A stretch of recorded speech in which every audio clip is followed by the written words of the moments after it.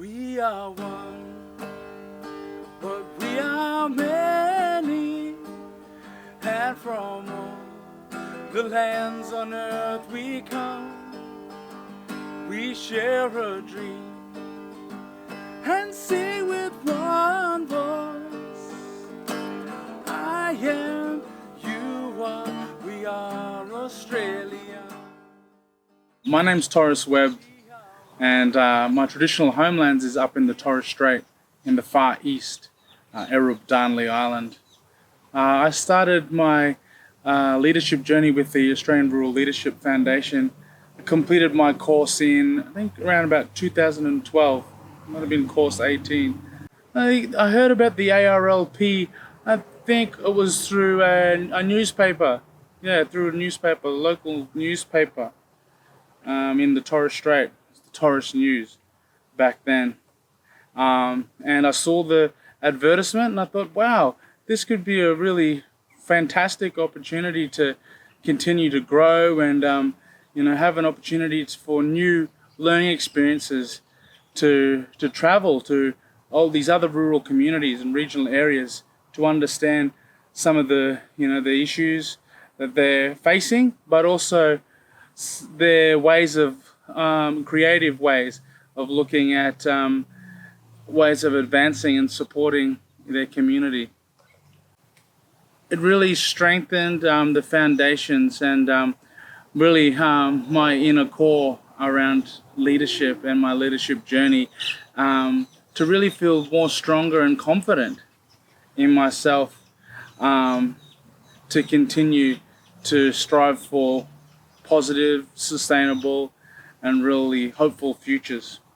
For me personally, I think that if we're thinking about sustainable change into the future, education is really the key to that, and is the future, our future, the next generation, and to really work with the young people and the education system to create that change, I think is really important. And yeah, I've been blessed to have an opportunity to work in that space and continue to where I can. The ARLP program really goes deep, and for me, after I'd finished the program, I think it would have been about nearly 6 months later down the track or so, I finished up in the position that I was working in and made a career change, actually. Yeah, which was fantastic, in really pushing the limits for me and growing myself as a leader and moving into other fields of interest and passion, and that was actually moving into education. So some of this work that I had supported and led actually was with regards to looking at the science curriculum. And within the science curriculum, it was about looking at ways we can embed Aboriginal and Torres Strait Islander knowledge, also cultures and perspectives. And so that actually included utilizing a traditional Indigenous context to teach the scientific concepts that any students would have to learn, which was fantastic. It was hands-on, connected to the local community. And what I really loved about it, not only were there improved test scores, but the byproduct was that there was an opportunity to really bridge and build reconciliation, and really acknowledging First Peoples science knowledges.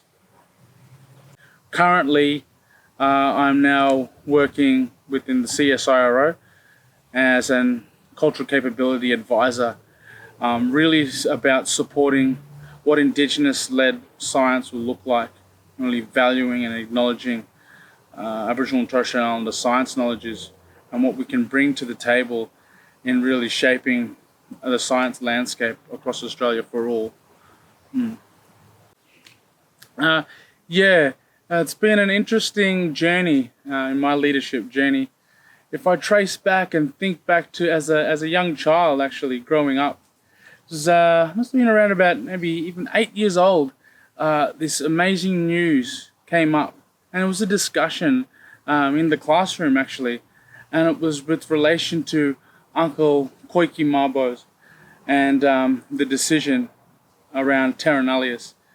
It really struck a chord within me as a young child back then, to the power of that local grassroots and leadership, particularly from where I'm from, Zenadkes, Torres Strait. And I really remember distinctly that it really stirred a real fire within my belly, and something to continue to strive and aspire towards around real self-determination and liberation and social justice for Aboriginal and Torres Strait Islander peoples, Indigenous First Nations people in this country. So after going through the primary school journey and into high school, it was an interesting education journey. Unfortunately, from some of the educators were saying to me back then, I was thinking about my career aspirations, and there seemed to be lower expectations, saying, "Oh, I think you should be doing some of the vocational education subjects, like some of the other students. I don't think that the board subjects and university pathway would be the best suited to you." Well, this actually, and there's nothing wrong if you want to take those paths. This actually stirred a fire in my belly, because this is the path that I wanted to take, was to further and continue my studies. It's actually in environmental science and environmental management. So having those lower expectations, people can go either way, follow that, or really strive and find a way forward.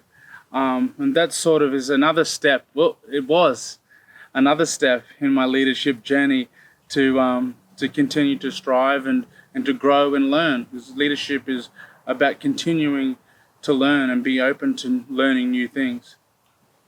My message really is to our up and coming, aspiring leaders, rural leaders, young Indigenous leaders, is that really follow your dream, stand strong, and reach out for support too, if need be, into your local community.